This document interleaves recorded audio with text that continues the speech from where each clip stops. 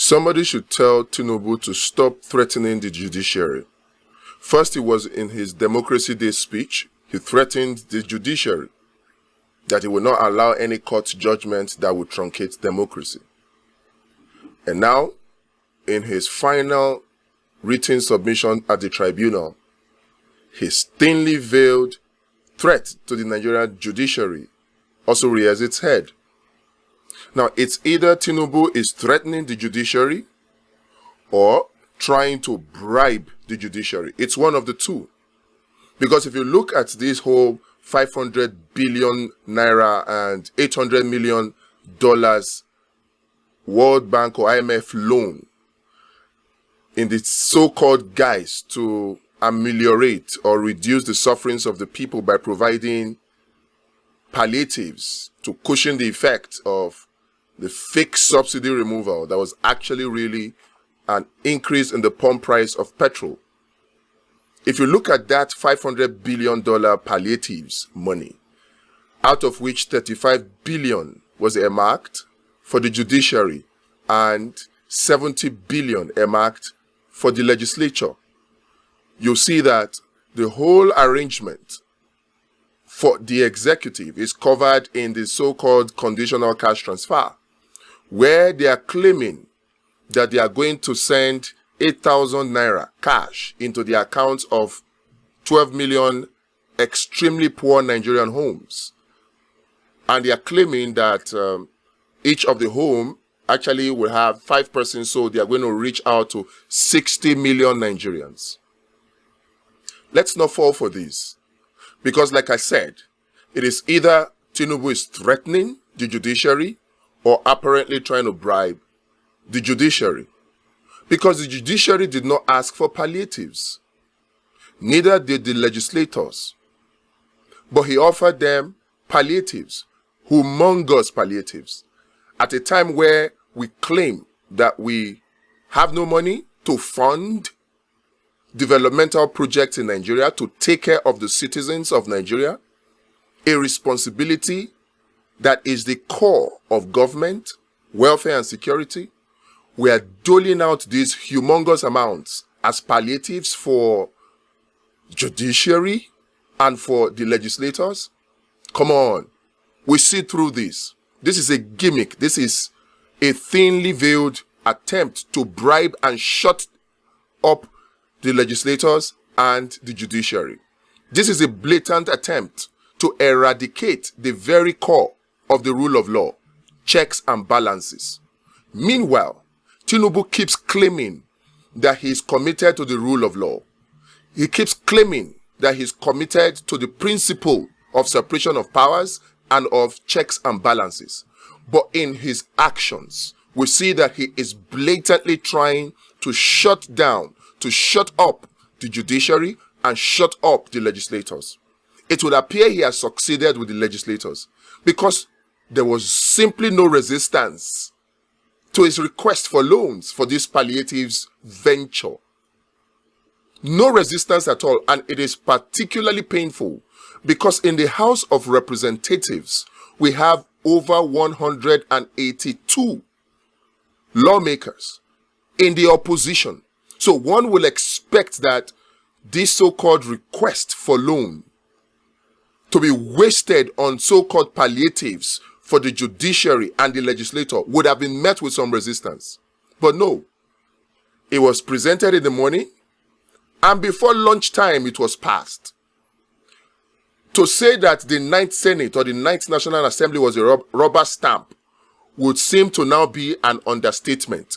It would appear as though the 10th National Assembly is an extension of the executives, and they seek to make the judiciary also an extension, not just by now giving them the loan, but by also now issuing threats.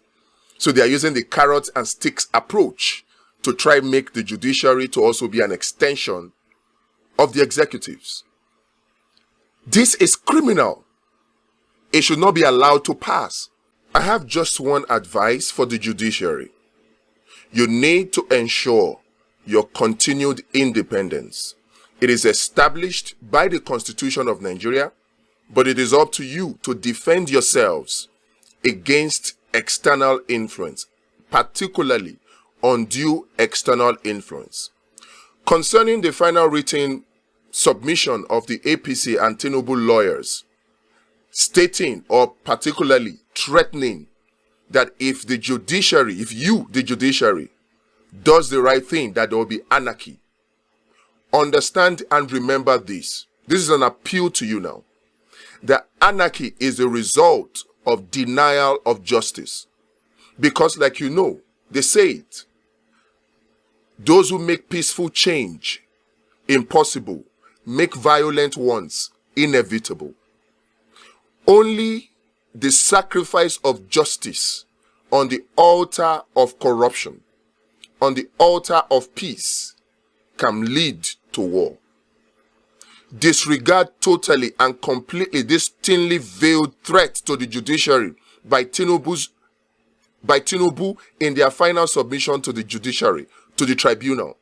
Disregard it and understand, as the last hope of the common man, as the last hope of a collective group of people that have been pushed to the wall. Nigerians have been pushed to the wall, and the judiciary must remember this. As the last hope of these people for peaceful coexistence of the country, it is imperative that the judiciary stands tall to remain independent and to dish out justice. Look at the merit of the case. If Tinubu indeed has been convicted and sentenced to a fine in his US drugs case in America, according to section 137 subsection 1D, he is not qualified. So I beg you, the judiciary, don't listen to his threats. Don't listen to his bribe of 35 billion naira to the judiciary. Stand tall and dish out justice concerning this. Affirm what the Constitution has already clearly stated, that Tinubu is not qualified.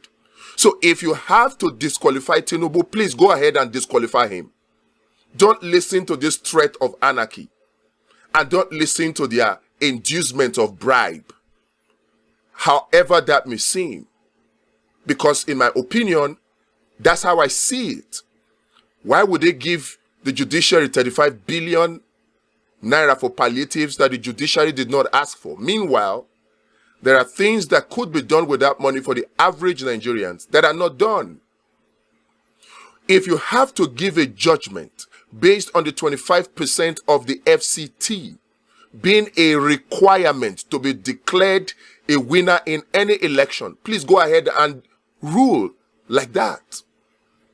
Do not look at the threat or do not look at the inducement. Because when a people are pushed to the wall like Nigeria is right now, a denial of justice is the biggest recipe for chaos and anarchy. Do justice, and I can assure you there will be peace in Nigeria. It is all a lie. It is a propaganda to make you think that you should not do the right thing and disqualify Tinubu if you need to, or cancel the election if you need to, or declare that Peter Obi is the winner of the election if you need to. It is a thinly veiled threat. We see through it. And it's a thinly veiled bribe. We see through it. Rise above this. Your name, a good name, is better than silver and gold. And set the right precedence for Nigeria. If somebody who has been convicted in the US in a drugs-related case is allowed to contest and be declared winner, and then is sworn in as president of Nigeria and is allowed to continue as president of Nigeria, it sets a bad precedent. A very bad one. It means that anybody who is able to commit crimes outside of the shores of Nigeria and even within, and is able to muscle and bribe his way through, can become president of Nigeria. That is pulling down the whole tenets of the rule of law, of justice, of the judiciary. So it is up to you, O judges, O justices,